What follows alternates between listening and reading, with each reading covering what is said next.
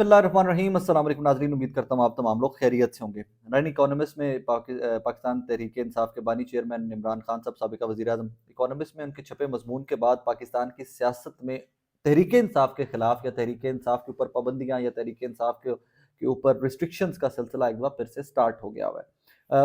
उसको कैटलिस्ट उसमें क्या इस्तेमाल किए गए, थोड़े से वो मैं आपके सामने रख देता हूँ। एक तो वो मौलवी साहब आपने देखा, मौलवी रियाज साहब, जिनके पिछले व्लॉग मैंने जिक्र किया है। उसके बाद पीटीवी के ऊपर एक कैंपेन चली पाकिस्तान तहरीक इंसाफ के उस 9 मई को लेकर कि 9 मई में इन्वॉल्व लोग किस तरह लेवल प्लेइंग फील्ड मांगते हैं, किस तरह ये डिमांड करते हैं कि जनाबे वाला इनके नॉमिनेशन पेपर्स जो हैं ये एक्सेप्ट कर लिए जाएं। और ये तमाम तर चीज़ें चली हैं पाकिस्तान टेलीविजन के ऊपर, नेशनल टेलीविजन पीटीवी के ऊपर, ये तमाम तर चीज़ें चली हैं और ये कैंपेन अभी भी जारी और सारी है।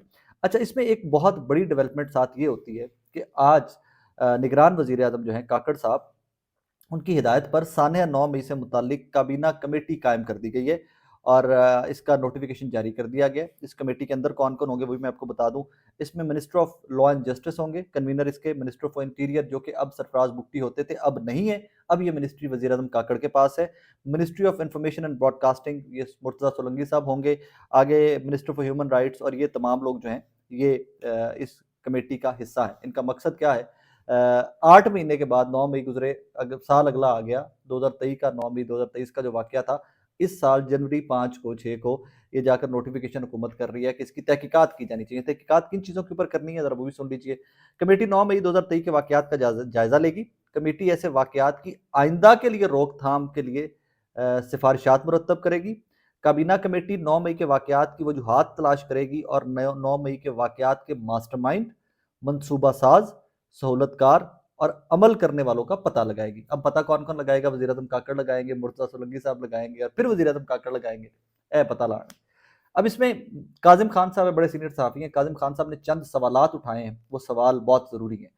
अगर अभी तक ये पता नहीं चल सका कि 9 मई का मास्टरमाइंड कौन है, मनसूबा साज कौन है, सहूलतकार कौन है और अमल करने वाले कौन थे, तो फिर ये मुकदमात, माफियाँ, गद्दारियाँ, सियासत से सबकदोशियाँ, प्रेस कॉन्फ्रेंसेस, ये करने वाले तमाम लोग कौन थे? और ये मिलियन डॉलर क्वेश्चन है। ये जो तमाम सवालात हैं, इसके बाद कहानी ही ख़त्म हो जाती है इस नोटिफिकेशन की या इस कमेटी की, कि कमेटी की करेगी। अब इसके अंदर 2-3 कैटलिस्ट जो इसको रुख इसका किस तरफ जा रहा है उसके ऊपर बात करना बड़ा ज़रूरी है। कुछ दोस्तों से, कुछ ज़राए से मेरी जो बात हुई है, उन्होंने कहा जी पाकिस्तान तहरीक इंसाफ को एक बार फिर से बैन करने या इसके ऊपर पाबंदी लगाने की तरफ काम का आगाज़ कर दिया गया है और उसी के लिए ये कमेटी है। ये कमेटी सिफारिशात मुरतब करेगी। सिफारिशात की रोशनी के अंदर मुमकिनात में से है कि पाकिस्तान तहरीक इंसाफ के ऊपर पाबंदी लगा दी जाए, बट इवेंचुअली वो मैटर भी सुप्रीम कोर्ट ऑफ पाकिस्तान में जाएगा। सुप्रीम कोर्ट ऑफ पाकिस्तान वहां पर क्या करेगी क्या नहीं करेगी वो कहानी एक डिफरेंट है, उसके ऊपर it's too early to comment on that. But eventually ये कहानी मुझे लग रहा है कि सुप्रीम कोर्ट ऑफ पाकिस्तान जाएगी। देखिए ना, वो जिस तरह मैंने पहले जिक्र किया, मौलवी रियाज साहब, पीटीवी की कैंपेन, और फिर मुर्तज़ा सोलंकी साहब का द इकोनॉमिस्ट को मुखातिब करना डिजिटल मीडिया के ऊपर आकर, और फिर उसके बाद डिजिटल मीडिया के ऊपर ही द इकोनॉमिस्ट का इमरान खान साहब वाला मजमून बार बार शेयर करना और उनकी वो व्यूअरशिप के माजी के तमाम तर रिकॉर्ड टूट जाना जो है, वो हालातों वाक़यात में मज़ीद संगीनी का बायस बन रहा है। आई डोंट नो कि इसमें I will be very honest, इसकी डिमांड तो तहरीक इंसाफ की फ्रॉम डे वन है, बहुत पहले की डिमांड है तहरीक इंसाफ के। जिन लोगों से, वर्कर से, वोटर से, लीडर से, रहनुमा से, टॉप लीडरशिप से, जिन जिनसे हम सहाफ़ियों की बात होती रही, वो तमाम लोग कहते रहे कि यार 9 मई के वाक़यात को कोई बंदा सपोर्ट नहीं करता, हम सब के सब मज़म्मत करते हैं, बट हमारी डिमांड ये है कि फ्री एंड फेयर इन्वेस्टिगेशन के लिए एक जुडिशियल कमीशन बना दिया जाए। और अगर काकड़ साहब को 8 महीने के बाद ख्याल आई था 9 मई के वाक़यात को थोड़ा-सा मज़ीद इन्वेस्टिगेट करने के लिए, तो ये अपने काबीना का के नाम डालने की बजाय क्या ही अच्छा होता कि ये एक जुडिशियल कमीशन बना देते। कहते कि ये जुडिशियल कमीशन जो है, ये 9 मई के वाक़यात की फ्री एंड फेयर या शफ़ाफ़ इंक्वायरीज़ करेगा और ये पाकिस्तान के बहुत सारे मसाइल को निकाला जा सकता था, इस भंवर से निकाला जा सकता था। बट प्रॉब्लम यहाँ पर शायद भंवर से निकालना नहीं, प्रॉब्लम यहाँ पर पाकिस्तान तहरीक इंसाफ को ग्रिल करना है। अब इसकी सिफारिशात 14 दिन के अंदर आनी है कमेटी की। 14 दिन का इंतजार करते हैं कि मुर्तज़ा सोलंकी साहब और काकड़ साहब की ये कमेटी जो है, ये क्या सिफारिशात लेकर आती है और उससे फिर ज़्यादा बेहतर सूरत हाल समझ आ सकेगी पाकिस्तान तहरीक इंसाफ की। लेकिन यहाँ पर प्रॉब्लम पाकिस्तान तहरीक इंसाफ नहीं है, यहाँ पर प्रॉब्लम पाकिस्तान की सियासत है, पाकिस्तान इटसेल्फ, उसके हालात हैं कि इस सारे वाक़यात के बाद सियासी जो कशमकश है, इसके अंदर आप और मैं कितना सफ़र कर रहे हैं, सवाल ये है। और उस सफ़र को या उस सफ़रिंग को उन अज़ियतों को लोग वैल्यू शायद नहीं कर रहे हैं जो इक़्तिदार में बैठे हुए हैं, और उनके नज़दीक ये कहानी थोड़ी-सी मुख्तलिफ है। आगे चलिए तो पाकिस्तान तहरीक-ए-इंसाफ के तमाम लोग जो छोड़ गए 9 मई के बाद, जिनका ज़िक्र काज़िम खान साहब ने भी किया है, वो आईपीपी में ज़्यादा लोग गए। मैं इसको आईपीपी को हमेशा से पार्किंग लॉट कहता हूँ कि पाकिस्तान तहरीक-ए-इंसाफ के छोड़ जाने वाले लोगों की पार्किंग लॉट का नाम है आईपीपी। वो आईपीपी में पार्क हो गए जाकर और अपने मुकद्दर का इंतज़ार करने लगे, जिन्होंने शेल्टर ले लिया आईपीपी के छत के नीचे, और वो अपने मुकद्दर का और अपने मुकद्दर के फैसलों का इंतज़ार करने लगे कि उनके साथ होता क्या है। तो फिर उसके बाद सीट एडजस्टमेंट की कहानी आ गई कि जी अब सीट एडजस्टमेंट आईपीपी करेगी नून लीग के साथ पंजाब में, और आईपीपी बड़ी बड़के भी मारती रही कि हमने अलीम खान साहब को वज़ीर आला पंजाब बनाना है। As a matter of fact जब आईपीपी में लोग गए थे तो बहुत बड़ी तादाद थी जो आईपीपी में चले गए थे। पंजाब के अंदर से 200 के करीब लोग थे जिन्होंने आईपीपी ज्वाइन कर ली थी, जो साबिका मेंबरान थे, मिनिस्टर्स थे, पार्लिमानी सेक्रेटरीज़ थे, तहरीक-ए-इंसाफ के बड़े लोग थे जो आईपीपी में चले गए थे। लेकिन मुझ में तब भी बहुत क्लैरिटी थी आईपीपी को लेकर कि ये तमाम लोग जो थे ये मेंबर इमरान खान के नाम और उसके वोट पे बने थे। इनमें से बहुत कम लोग हैं जो अभी भी इस काबिल हैं कि वो दोबारा से मेंबर भी बन सकें। मिसाल देता हूँ कि अगर आप फ्री एंड फेयर इलेक्शन होते हैं तो जहांगीर खान तरीन साहब भी नहीं जीत सकते आईपीपी के टिकट पर। पीटीआई हरा देगी उनको, नून लीग हरा देगी उनको।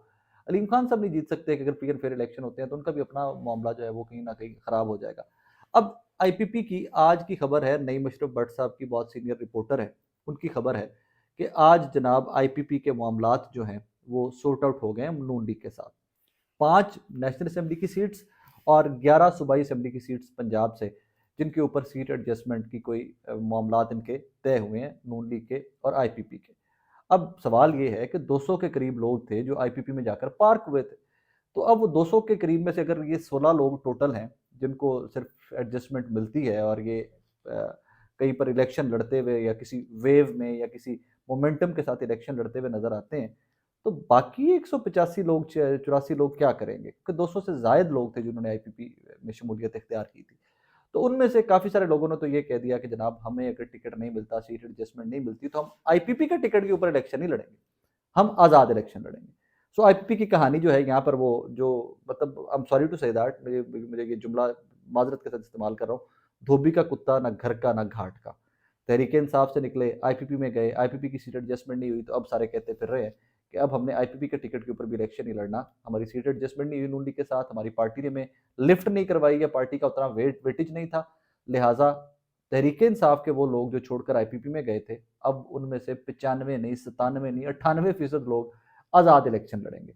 और फिर मजे की बात कि 11 सीटें सूबाई और 5 नेशनल असेंबली की।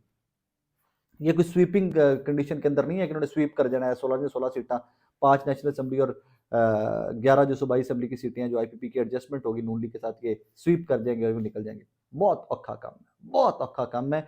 इनके अंदर भी ये आकर कोई 2 नेशनल असेंबली की 5, 4, 6 इस हद तक अगर सूबाई सीट की आईपीपी की सीटें बन गई इलेक्शन में, तो ये भी कोई बहुत बड़ी बात होगी, ये बहुत बड़ी अचीवमेंट होगी आईपीपी के लिए। बट एट दिस मोमेंट मुझे ये जुमला कहने की इजाज़त दीजिए कि आईपीपी के साथ हुआ क्या? कि ये तो बड़े मोमेंटम के साथ और बड़ा पूरा पंजाब स्वीप करने निकले थे, और आए दिन को जो प्रेस कॉन्फ्रेंस करता था, बीच में फ़ारूक हबीब जैसे लोग बैठे हुए हमारे भाई जैसे प्रेस कॉन्फ्रेंस करते थे, वहाँ पे अलीम खान और जहांगीर तरीन, अवन चौधरी के साथ बैठकर एट वंस क्या हुआ? अगर आप लोग इतने ही मकबूल और इतने बड़े लीडर थे, आपको तहरीक-ए-इंसाफ की सियासत से इख्तलाफ थे, आपको तहरीक-ए-इंसाफ के लीडरान में कीड़े नज़र आते थे, आपको इमरान खान की ज़ात के अंदर 1001 कमियां कोताहियां नज़र आती थी, तो की बनया फिर इक्को बारी?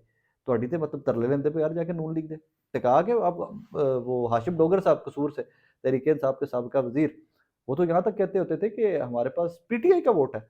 हमारे साथ जब हम इधर आए, आईपीपी बनाई है हमने, तो पीटीआई का बड़ा वोटर जो 9 मई के बाद नफरत करता था इमरान खान से, वो हमारे साथ इस जमात में आ गया हुआ है।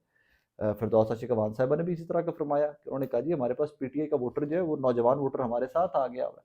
तो जब पीटीआई का जो सबसे बड़ी जमात है मुल्क की, उसका वोटर आपके साथ है, इमरान खान अकेला रह गया हुआ है, इमरान खान के साथ हमाद अगर कुछ लोग अकेले रह गए हुए हैं, तो फिर आप लोगों को परेशानी क्या थी कि आप लोग जाकर तरले करते रहे नून लीग के? और नून लीग ने, ये बड़ी कहानी ऊपर से स्टार्ट हुई थी, कभी कोई 40 सीटें सूबाई और 15 नेशनल असेंबली की, और इसके ऊपर निगोशिएट होते होते होते होते एंड तक ये कहानी आ गई है कि जनाब 5 नेशनल असेंबली की सीटें नईम अशरफ भट्ट साहब के मुताबिक और 11 सूबाई असैंबली की सीटें हैं। मैं फिर से कह रहा हूँ आपको कि इन्हां दे विचों भी जितना बहुत सारे घट लोगों ने जे ये मतलब ही नहीं है, कहानी बनती ही नहीं है कि ये 16-17 सीटें आईपीपी जीत जाए नून लीग के साथ एडजस्टमेंट में। एक दो सीटें इसमें बहुत इंपॉर्टेंट हैं, मैं उन पे काम कर रहा हूँ और अगर उनकी डिटेल्स जैसे मुझ तक पहुँचती हैं तो एक अलग से ब्लॉग उसके ऊपर करूँगा कि कैसे कुछ हलकों के अंदर नून लीग अपने 3-3 4-4 दफ़ा रहे हुए एमपी और एमएनएस जो है उनको इग्नोर करके आईपीपी के साथ सीट एडजस्टमेंट करने जा रही है। सो उसके ऊपर थोड़ा सा मैं काम कर रहा हूँ, जैसे मेरे तक कॉन्फर्मेशन आ जाती है फिर अगले ब्लॉग में इंशाल्लाह वो आप लोगों की गोश गुजार करूँगा। अपना बहुत सारा ख्याल रखिएगा, दुआ में याद रखिएगा। अल्लाह हाफ़िज़।